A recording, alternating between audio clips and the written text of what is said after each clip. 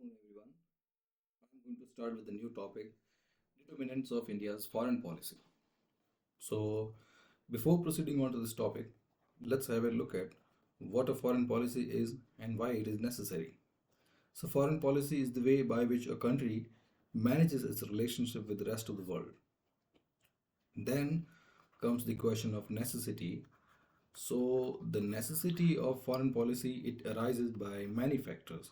The first one of which is the diversification of goods and services.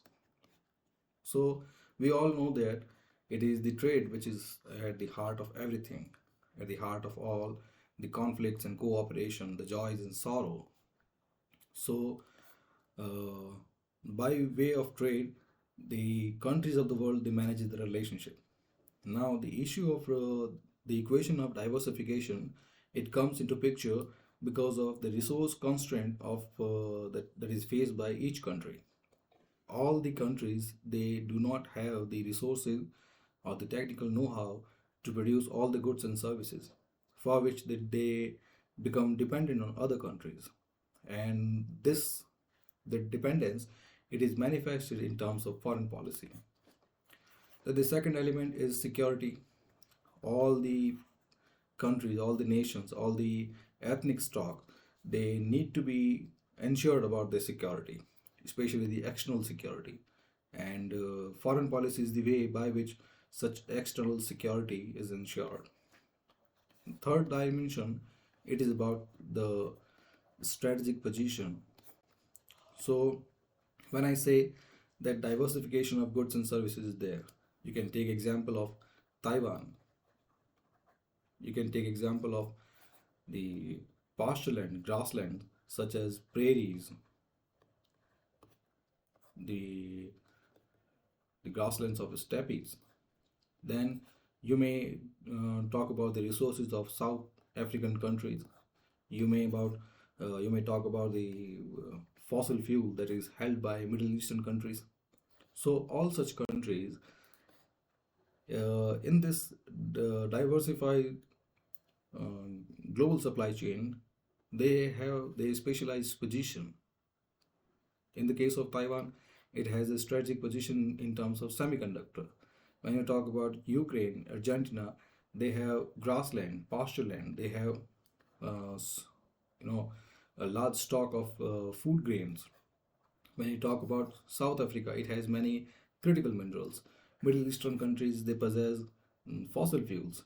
So these specialization they provide each of these countries their strategic leverage, and this strategic leverage it need to be used both in terms of diplomacy and economics, so that their strategic position it it is held in a steadfast manner.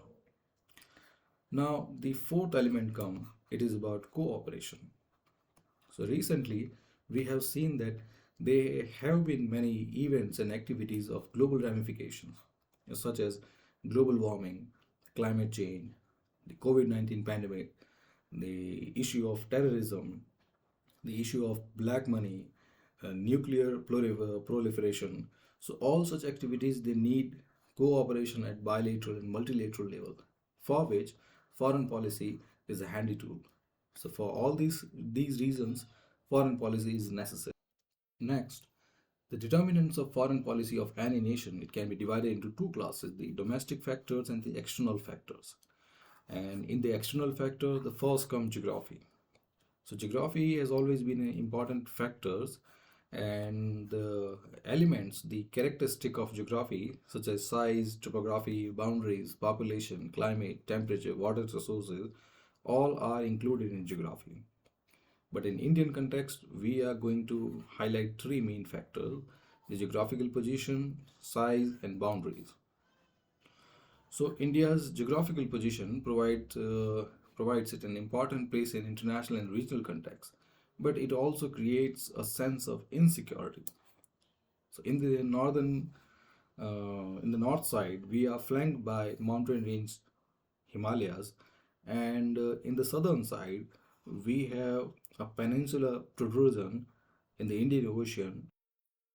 From an outsider's perspective, both the situation, both the flanks, the northern flanks manned by Himalayas and the southern flank, that is a long 7,500-kilometer coastline, both of them are strategically strong avenues. But yet, both the establishment, they make a position strategically insecure. The reasons are the Himalayan mountain, it is intersected by many mountain passes, and these mountain passes make it possible for invaders and attackers to cross through. Then, given the length and the rough terrain of Himalayas, it is not uh, possible to man it via military or security perspective. In short, it is very difficult to guard whole of Himalayas. The first reason that it is very long, and then second, it has a rough and inaccessible terrain, and the the militarily the probability ratio of invasion to the manpower employed, both of this covenants will be counterproductive, because to install border security force or any kind of paramilitary or military forces to man the whole of Himalaya will not be feasible, both in terms of resource and the strategic purpose.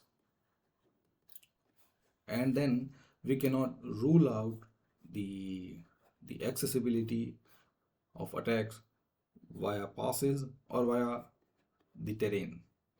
Then the southern side, we are flanked by water on three sides, in south, in west, and east. Now the problem is that this water of Indian Ocean, it is a navigable passageway. Lot of merchant ships, not of naval ships, not naval vessels, that passes through these waters, and this makes our position vulnerable because it keeps us on tow. We do not know which of these vessels are traversing the waters for which purposes. Then we may look at the situation via historical angle. So in the ancient period, India has to face attacks through Khyber Pass in the northwest. Khyber Pass is one such pass in the Himalayas, and simultaneously we succeeded in expanding our culture in many countries without fighting any war. So this was the situation of ancient time, that given the paucity of the military know-how or the tactical leverage, we have had to face many such invasions. Then come to the medieval period. For the same reasons, we had to face invaders in the northwest, and consequently, the whole subcontinent it slipped into the grip of Islam. Then, in the modern times, due to the insecure sea routes, India had to struggle against various European imperialist power, and we fell under British rule for 200 years. Then, after the Second World War, the Cold War politics ensued between the US and the USSR, and we have had to face the negative impacts both because of our own preoccupation with non-alignment policy, and then the occupation of America with the security threat faced by or perceived by it uh, as concerned with the USSR. So the Diego Garcia lies west of the Maldives. Let's say this is the southern flank of India. This is where Maldives is, and this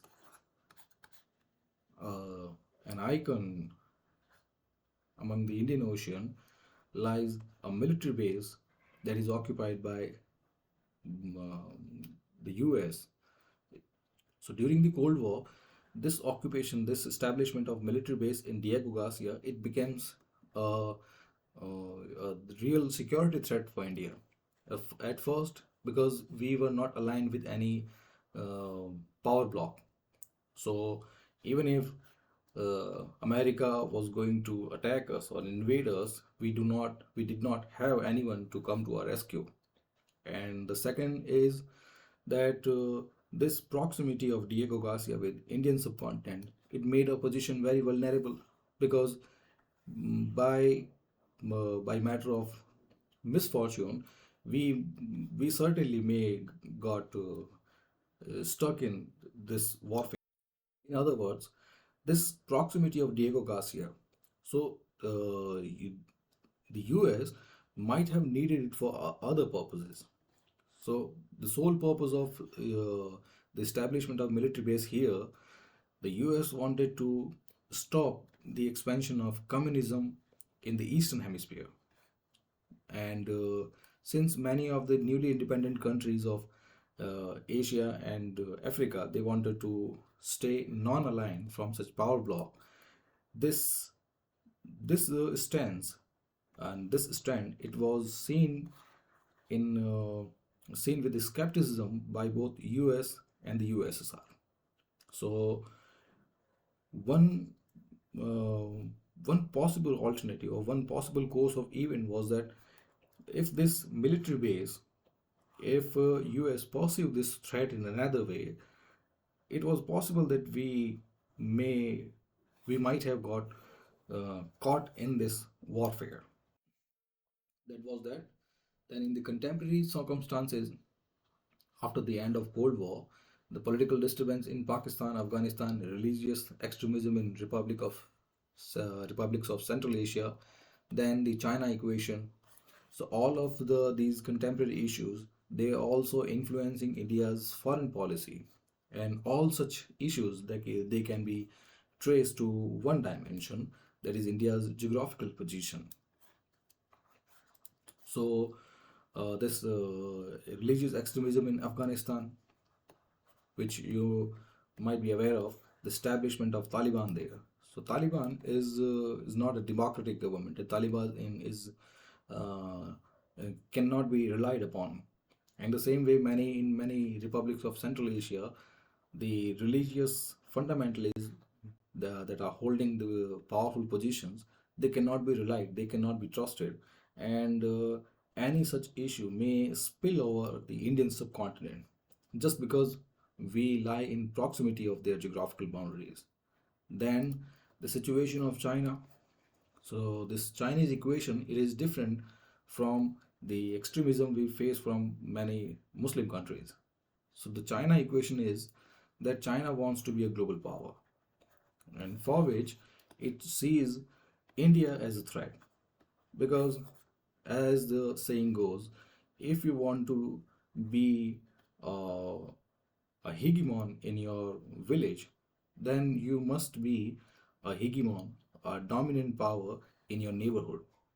So, this is the way China wants to be certain of, or China wants to clear its neighborhood, and the situation become precarious when it sees the rise of India as a perceived threat to its global dominance, and for which it need India to be subjugated. So this is another equation, another threat that plays a good position in India's foreign policy doctrine. Then India has 3.27 million square kilometer area, which places India at seventh position in the world, which is an important position. But this large size, it has one advantage and one disadvantage. So this large size, it gives India a semblance of regional dominance. So which means that small nations or even large nation, because of India's size and its its technical capacity, nobody is going to tamper with India's sovereignty or military know-how.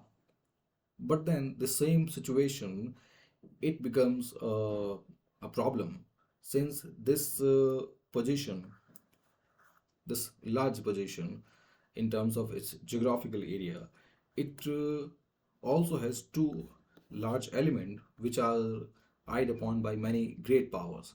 So these prizes, these rewards, first in terms of resources and second in terms of population. So any large area, and especially in India, all know that India has many resources, especially the Chota Nagpur plateau, the peninsular plateau. We have a lot of mineral wealth here, and then the large agriculturally fertile alluvial plains of Northlands. They are also uh, important resource. Then, when we look at the population equation, so a large population means a large market, which is also eyed upon by many powers. In short, great powers of the world, they see resources, they see something, some benefits in occupying India. And this gives us an advantage in terms of regional dominance, but it also makes our position precarious and vulnerable because the same resources, the same human capital, the same market, it has an ever-growing threat of invasion.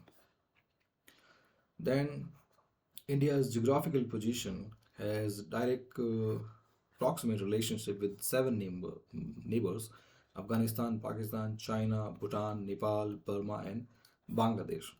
Then we also lie closer to many island countries: Sri Lanka, Malaysia, Indonesia, Maldives. Now we have many ongoing boundary disputes with many of the countries. So boundary problem with India and Pakistan, it has led to three wars and one war-like dangerous situation in 1999 Kargil.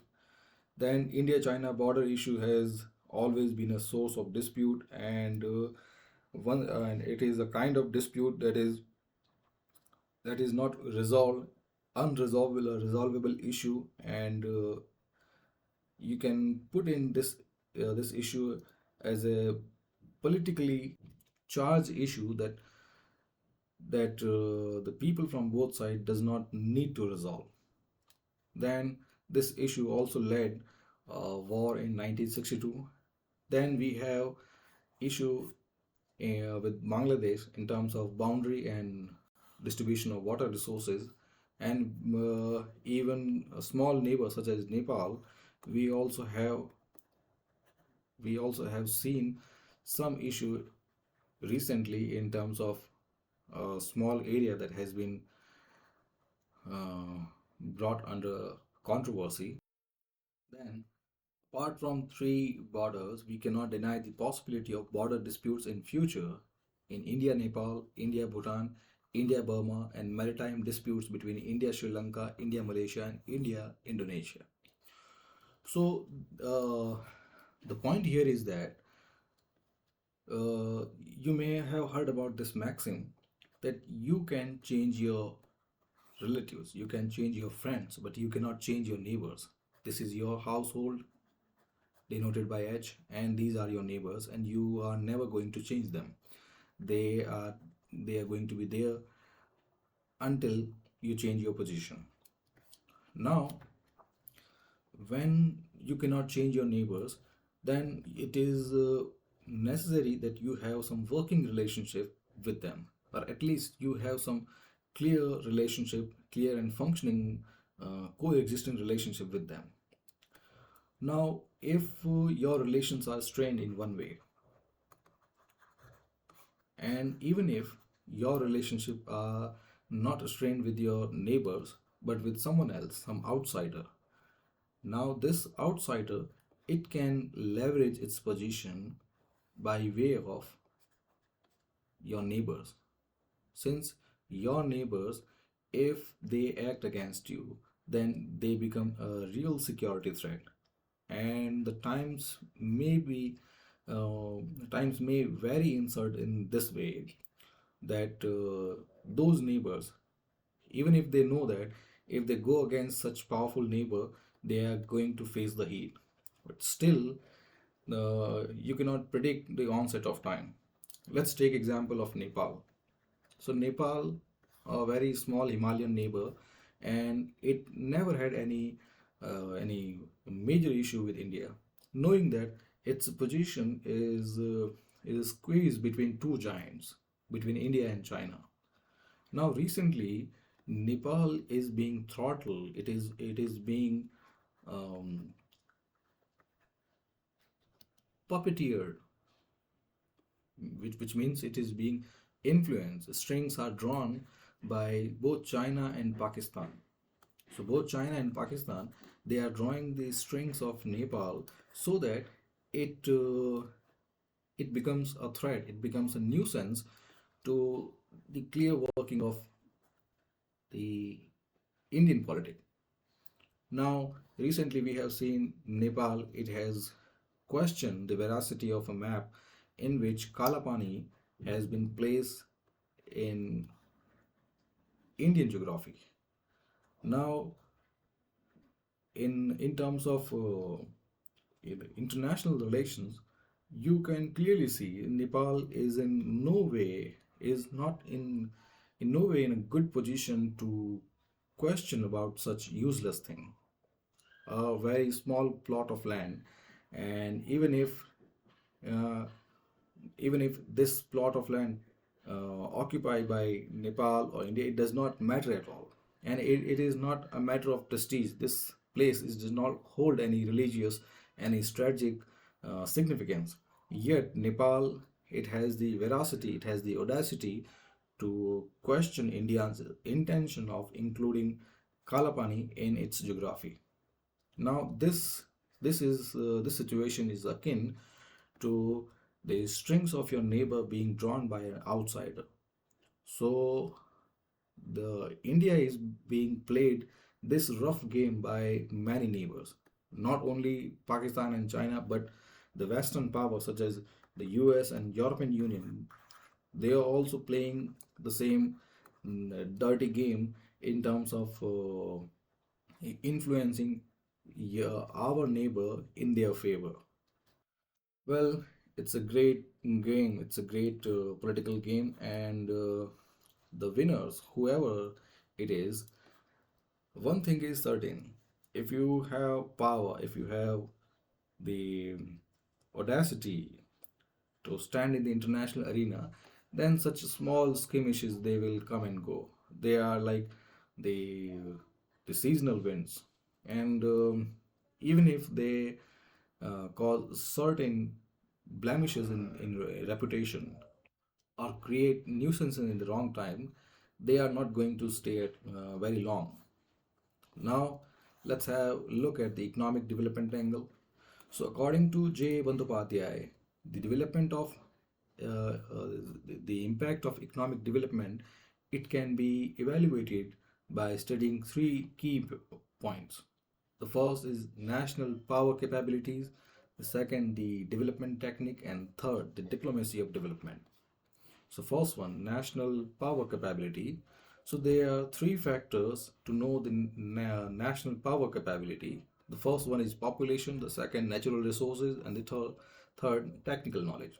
And as I've said just a few seconds ago, that such small skirmishes, such nuisances in the international arena, they are there. They will be there. If it is not between India and Sri Lanka, then it may happen between India and Bhutan.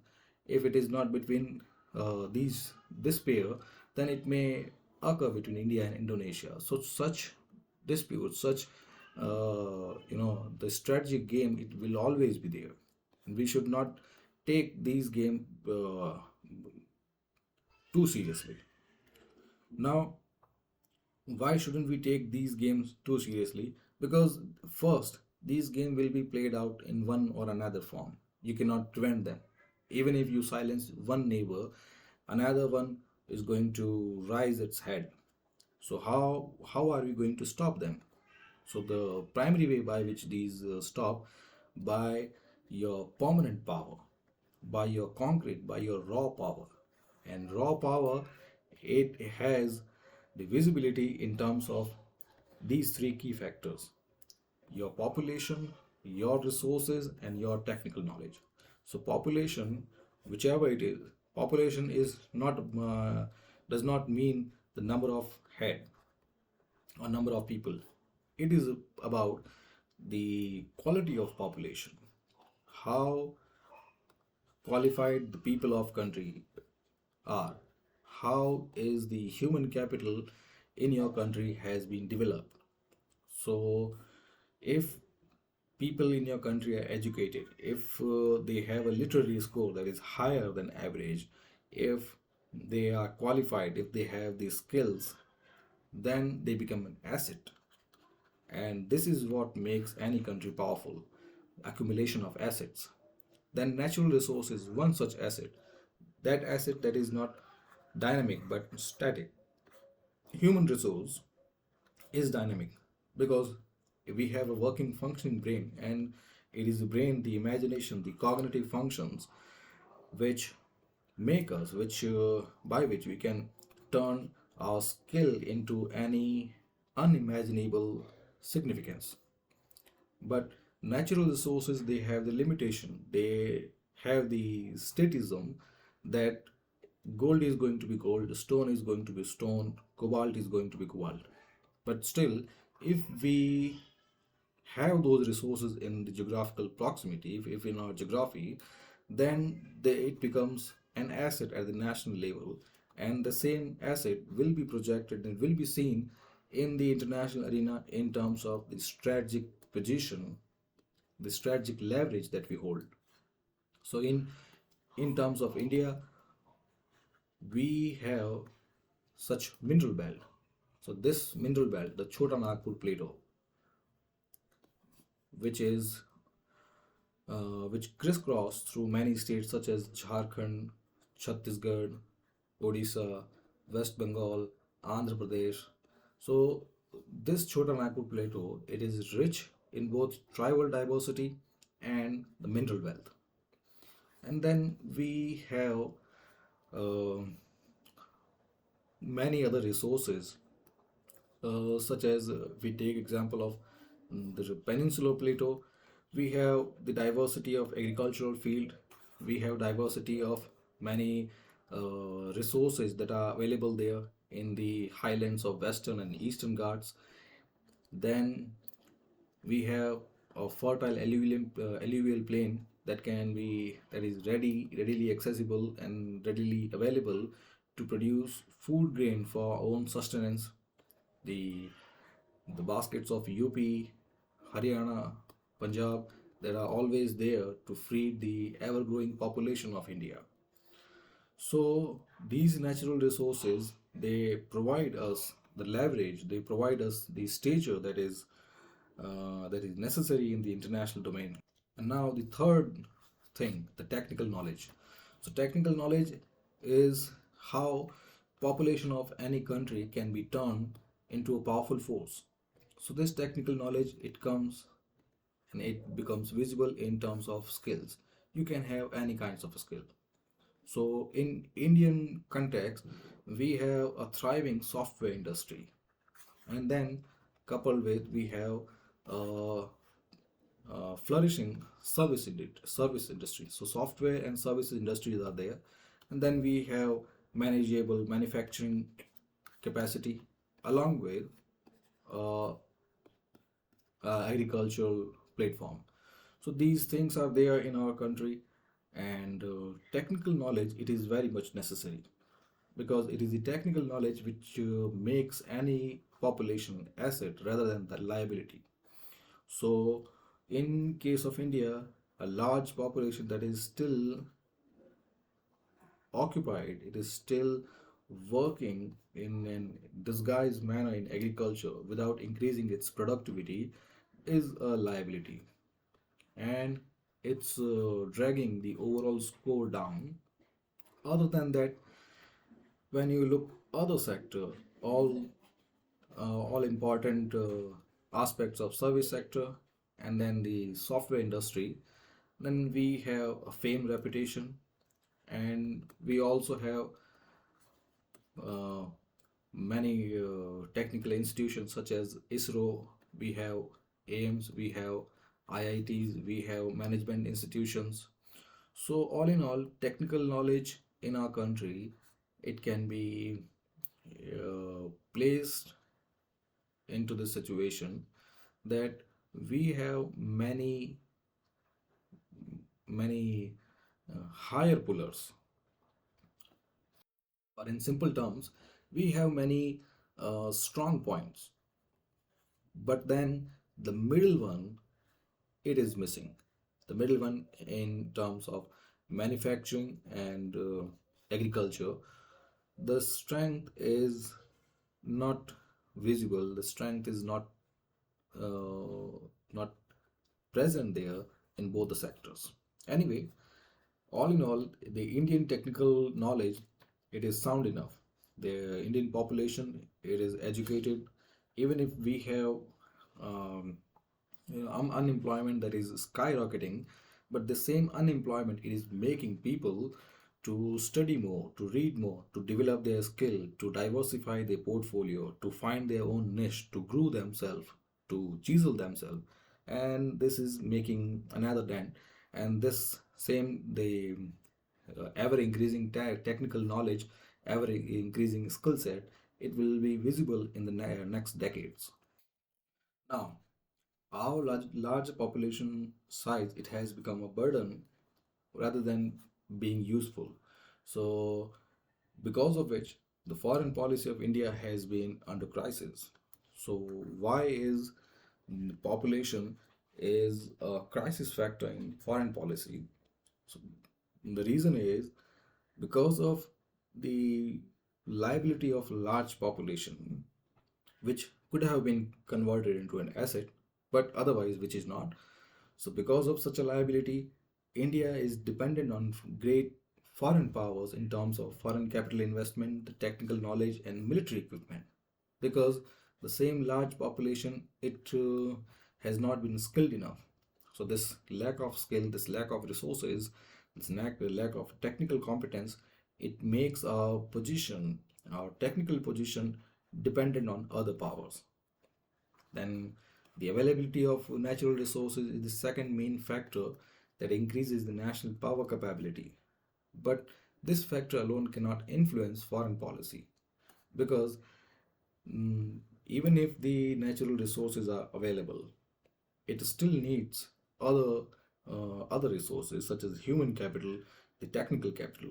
So this capital, labor, organized technique, social value, they also needed, and the combination of which is going to provide India a great leverage in terms of its stature in international arena. Then the technical knowledge, the third main factor. So let's have some background of the technical knowledge.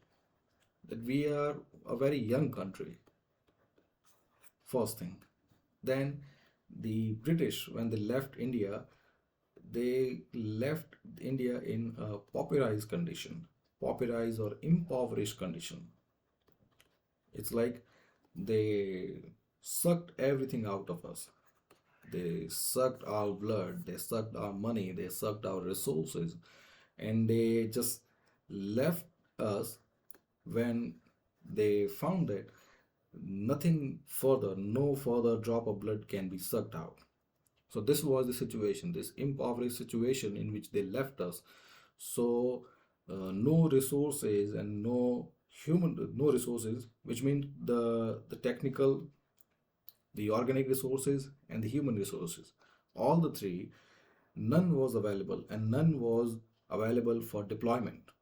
So when I say none was available for deployment, it meant that the British, when they left us, first the population, it was reeling under famine, the artificial condition that all the money it was draining, it was going out from India to Britain, but the people of India, they were dying because of lack of food grains.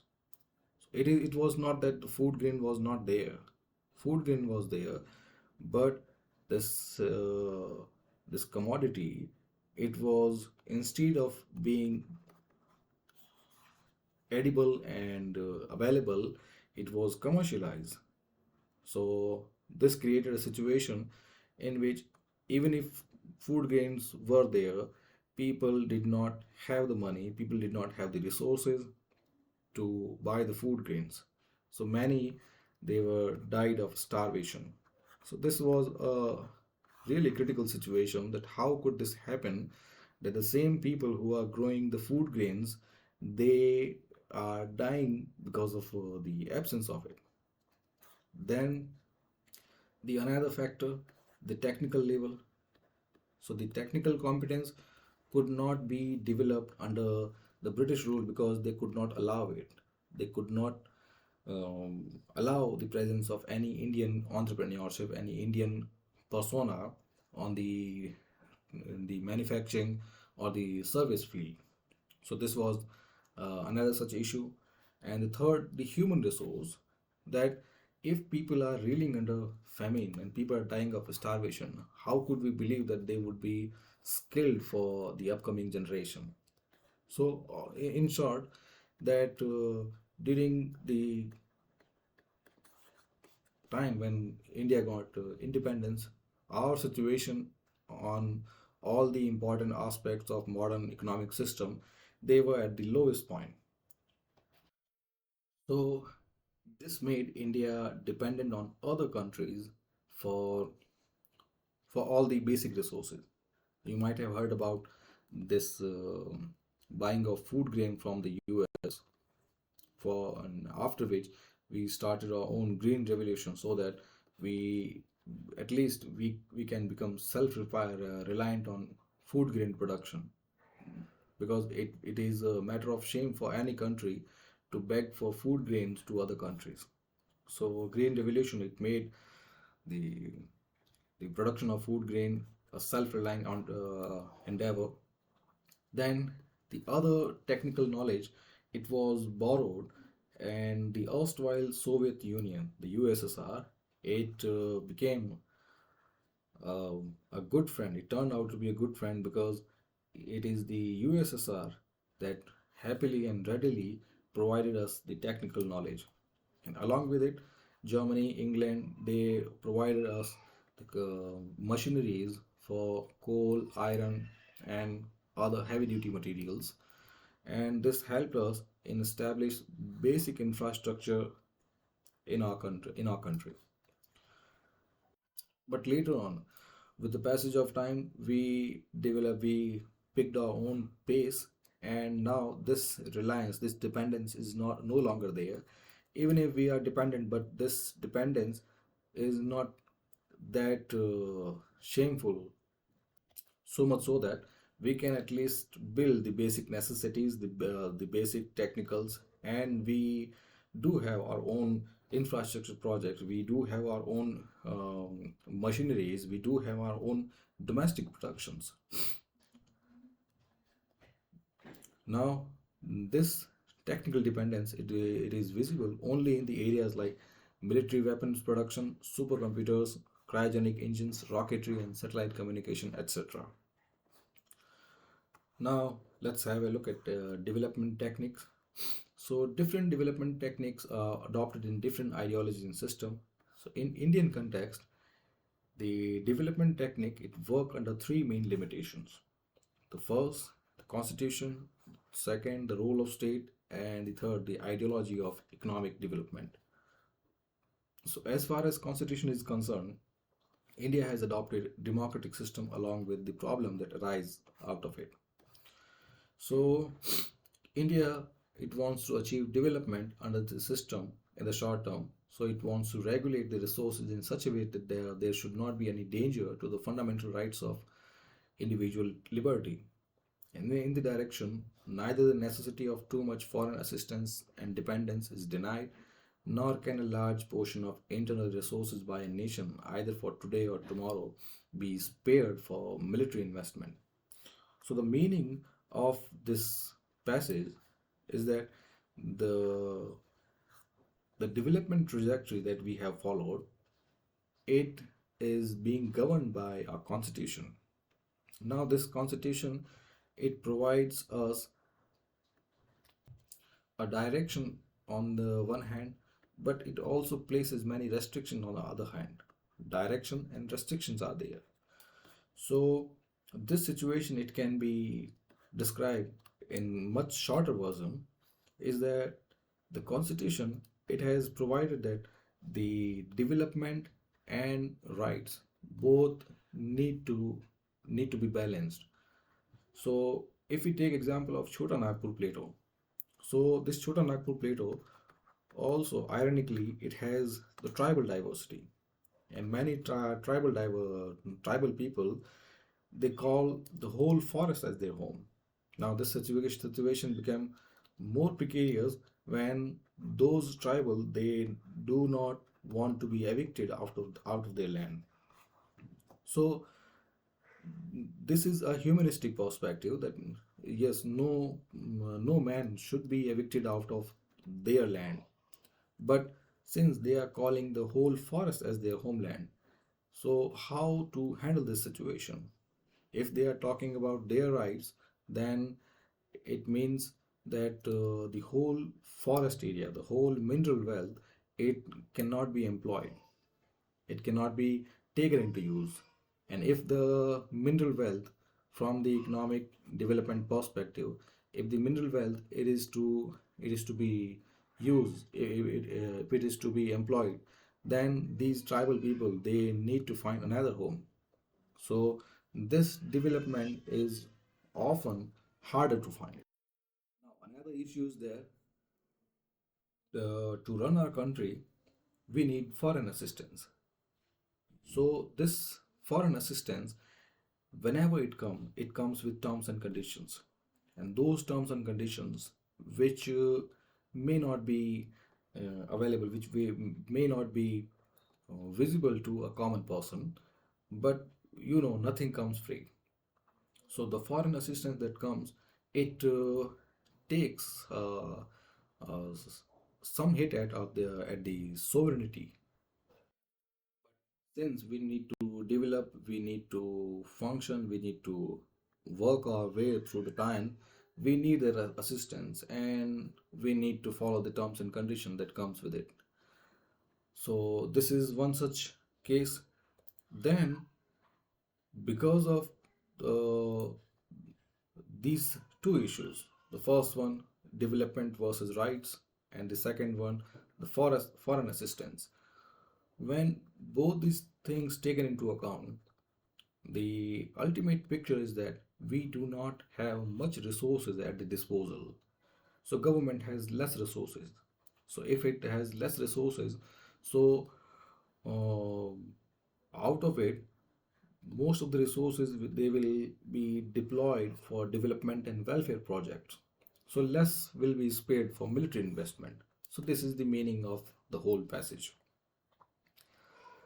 So the the only nature of demand has been changed, but this demand for external assistance is still continued in India after independence. Now, the second limitation placed by the role of state. So, India had to develop itself economically in a time when two ideologies, capitalism and communism were fully propagated and expanded. And India was in search of such an ideology by which it can develop itself without embroiling itself in this ideological warfare. So, in those, for that matter, India had to calibrate its foreign policy in such a way that it can coexist in between, sandwich between these ideologies. So, in context of both these ideologies, when on the one side it can maintain coordination between development and justice, development and equality, development and national honor, and on the other side it can execute the mixed economy successfully. So, this role of state and the limitation that may ensue with it, this limitation, it has been explained by this passage that India's foreign policy, it is also limited by the role of state, because we are a democratic sovereign republic country, and for that matter we need to keep in mind various fundamentals, various ideals, various principles by which the state has been created.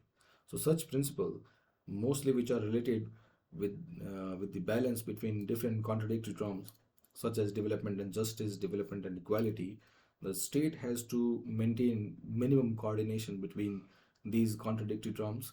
But along with it, we also need to have our own economic model which can be applicable in the soil and in the terms of India.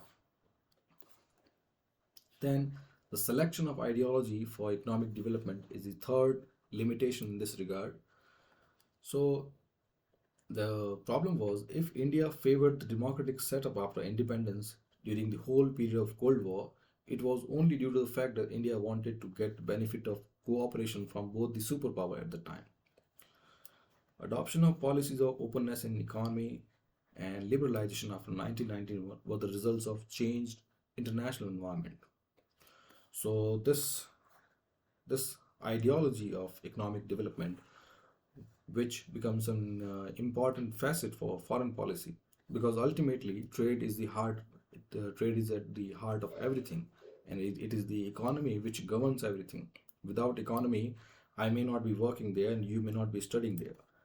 So, such an ideology which can exist in those times, especially the times of Cold War, wherein our all-weather friend, the USSR, was trying to lure us into the folds of communism, whereas the many Western power that were held by the US, they they were looking at us with skepticism. They were trying to bring us in the folds of capitalism. So our situation was like a sandwich, because we we were not only denying the possibility of joining any of the two ideologies, we were also trading a different line, the line of non-alignment.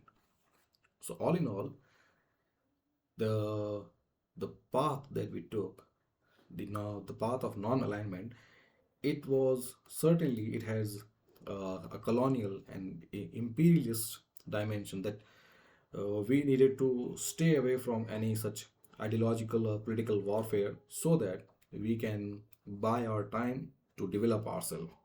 But it also had another element, that we do not want to catch ire of any of those established power. We do not we do not want to face the contempt, the heat of either capitalism or communism.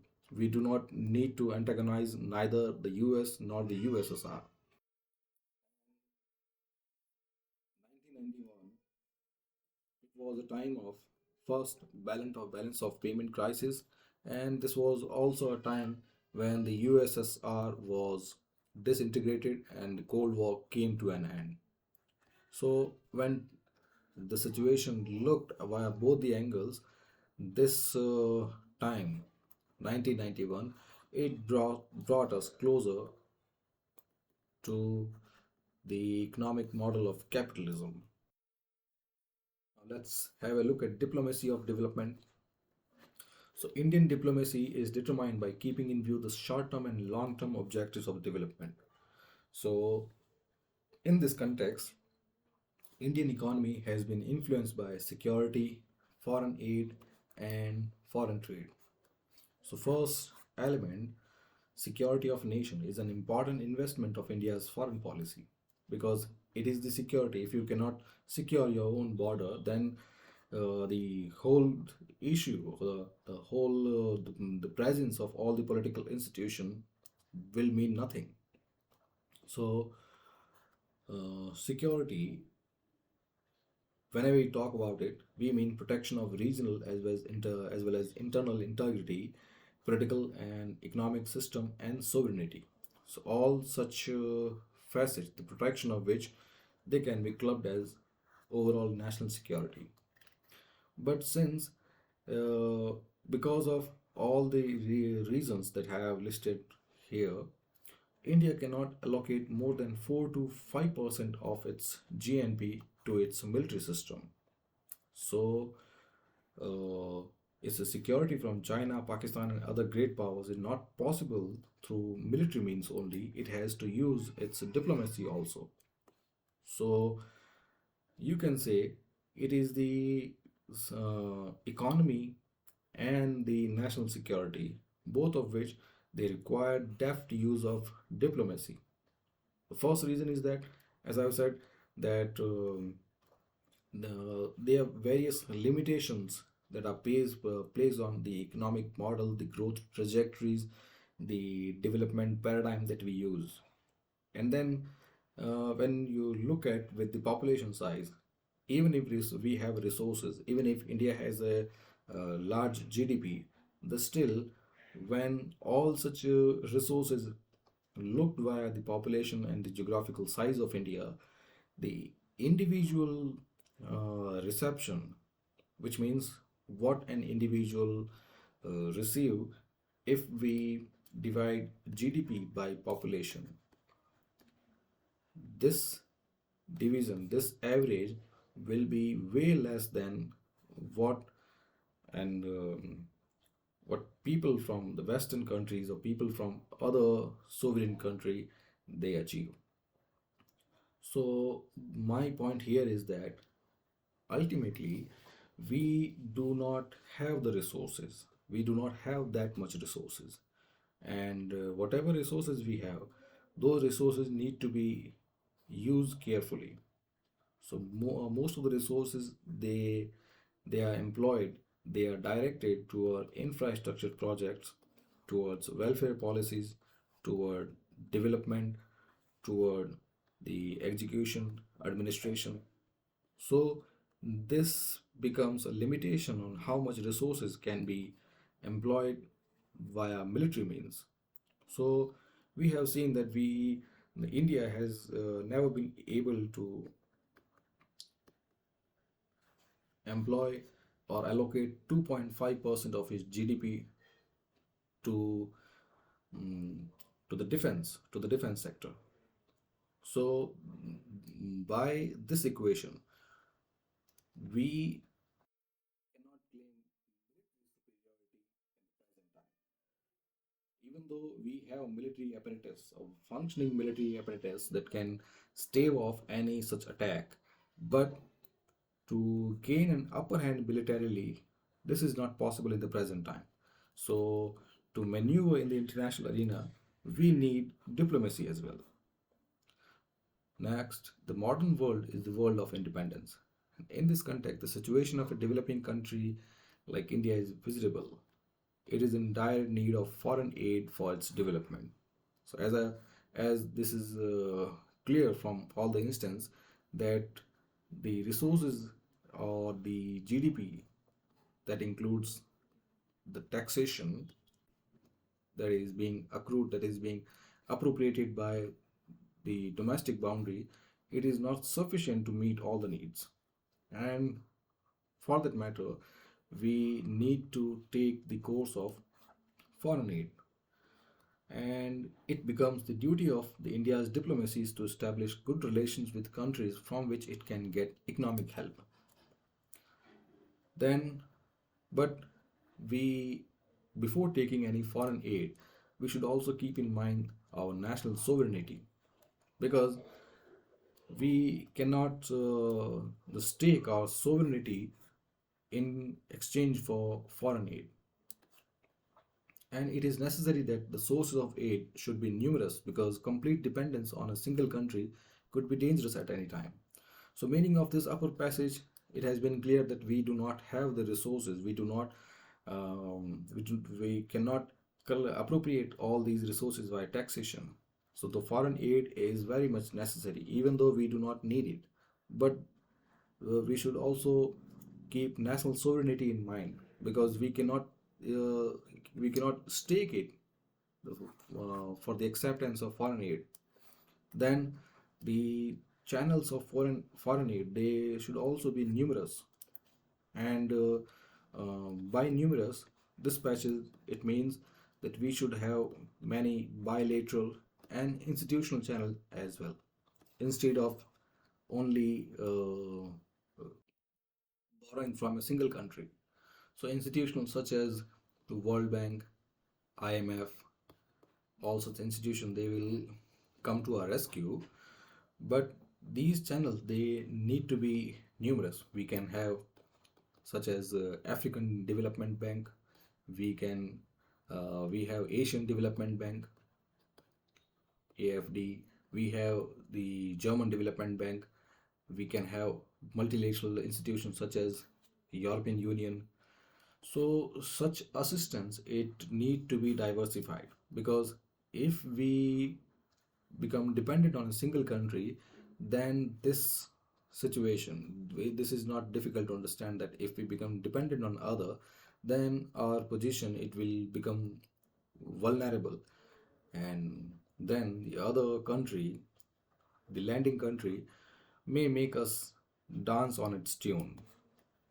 So the non-aligned policy of India during Cold War to raise loans for various sources and to assure both the superpower that India is not against any of them are some of these diplomatic maneuver that helped us traverse the tough times. Now, in the modern circumstance, India should establish a relationship with more and more trade-oriented countries. This is once a suggestion. So, trade is the best means of political self-defense of a country. And as I have said time and again, the trade is at heart of everything. So, by establishing the trade-oriented relationship, India can become politically self-dependent. So, India should conduct its foreign trade in different directions, like with great powers, China, Japan, the neighboring countries, and Southeast. Second, the whole trade is not possible through roads. So, sea routes, particularly the route of Suez Canal in the west and Strait of Malacca in the east to Indian Ocean, they should also be adopted. Second such suggestion. Third, when there is no possibility of bilateral trade, then it should employ multilateral trade channels. So these are three suggestions which you should keep in your mind. And since all of these issues that need no further explanations, so I would like to proceed further. Political traditions. So this is another element that influence the foreign policy of a country. So any country has its own history and culture. And J. Bandyopadhyay, he analyzes the influence Indian political tradition in context of five elements. First, ideal thought of politics and power, the idealistic view of international politics, the opposition to apartheid and imperialism, capitalist Western system, and opposition to communism. So these are the five pillars on which India's political traditions are established. So, first one, development of Indian culture and civilization has always been based on the principle of Vasudhaiva Kutumbakam, which means the whole world is a family, which in other means peaceful coexistence. So, Indian civilization, it has believed in coexistence. That's why we have absorbed all the people of the world, all the people of different cultures from different centuries.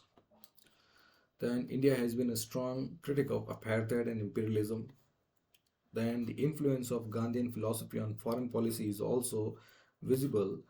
The policy of Panchsheel is an example of maintaining the relationship on the basis. So Panchsheel is a five-point doctrine, most of which can be summarized as peaceful coexistence, and then resolution of disputes via non-violent and negotiating manner. So this is the gist of the doctrine of the policy of Panchsheel. Then in the changing scenario, some other ideologies also influence foreign policy of India. So those ideologies that influence are Marxism, democratic socialism, and realism. So all in all, the political tradition of India, it has been influenced by the intricate working of five such points. And no point here needs any in-depth explanation. Even if it is, you can ask me in the comment section. Now let's have a look at the next factor that influence foreign policy. It is the domestic environment. So India's foreign policy, it is clearly visualized through the studies of elite ruling class, the nation building process, the party structure, the pressure groups, and the public opinion. So these are the five domestic groups that influence the foreign policy of India. So India got three level elite ruling class when it got independence. So these three elites are Congress, bureaucracy, and military. So Congress was an umbrella term that included people from different varieties, different diversity, people from different sections. Then the bureaucracy and military, they were appointed by the British and they were highly influenced by them in their working and ideologies. So these three ruling elite during the time of independence, the primary distinction is that the Congress, it was composed of all the sectional, regional, religional, linguistic, and ideological diversity that was available at that time. That's why Congress at the time was an umbrella that held among its shade all the sections, all the different sections that were present in those times. But bureaucracy and military, these elites, they functioned, they were altogether influenced by the British. So, in the present context, the foreign policy of India, it will acquire new direction through coordination among political elites, the military, and bureaucracy. And next, we talk about diversity, and India is no exception. Even India is admired for its diversity. So India has diversity with regard to regionalism and casteism. So on one side, these diversity create challenges internally for Indian political system, but at the same time, on the other side, these diversity give an indication of poor nation on the international sphere. So these fault line, because diversity is there and diversity is a product of geography. So the Indian subcontinent, it is a geographically diverse land. So such diversity, such cultural diversity are there. But since we have been coexisting peacefully for a long time, we can also manage such a relationship. But some fault line, uh, when exploited by negative elements, they create divisions among society. So regionalism and casteism are two such fault lines. So these fault lines, they give negative impression both in the domestic way and in the international sphere. So next, though in Indian parliamentary system like India, the decision on foreign policy is taken formally by ruling party, but opposition party also influence these decisions in a strong manner. And in a multi-party system, the reasonable foreign policy is based on general consensus, because in a multi-party system, it is coalition government. Even in the present time, the NDA government, it is also a coalition of many parties. So all in all, we are talking about the factors that influence foreign policy or the formulation of foreign policy. So in parliamentary system, it is the parliament that makes the decision, and parliament, it has all the elements, the ruling party, the opposition party, and even if ruling party has the final say, this ultimate decision, it cannot be taken in isolation. This party, it has to consider the voices that are present in the House of Parliament. So in short, you can take it that the parliament in the parliamentary system India, foreign policy, it is influenced by all the political shades, all the political voices that are, on the floor of parliament. Then, in terms of coalition government, it's just you can say a historical fact that the coalition government that started after dethroning of Indira Gandhi government because of people's reaction towards her adversarial politics. So she was dethroned in 1976, and by 1977 there comes Janata Party government, which stayed till 1980. From 1980 to 1984, Indira Gandhi stayed in power.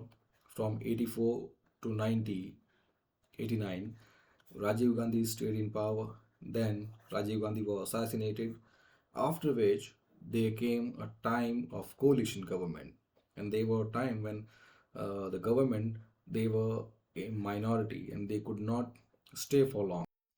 So the whole parliamentary tradition, it can be divided among the period that started from 1941 to 67, which was a period of general consensus, and this period it was run by a man with a cosmopolitan view, Nehru. Then from 1967 to 2010, polarization, especially in the party politics, it has influenced the nature of foreign policy. So these are the uh, large points, or in other words, major differences that are available, that are present in terms of India's political tradition. So this is it. We will talk about the rest of the factor in the next video. Thank you very much.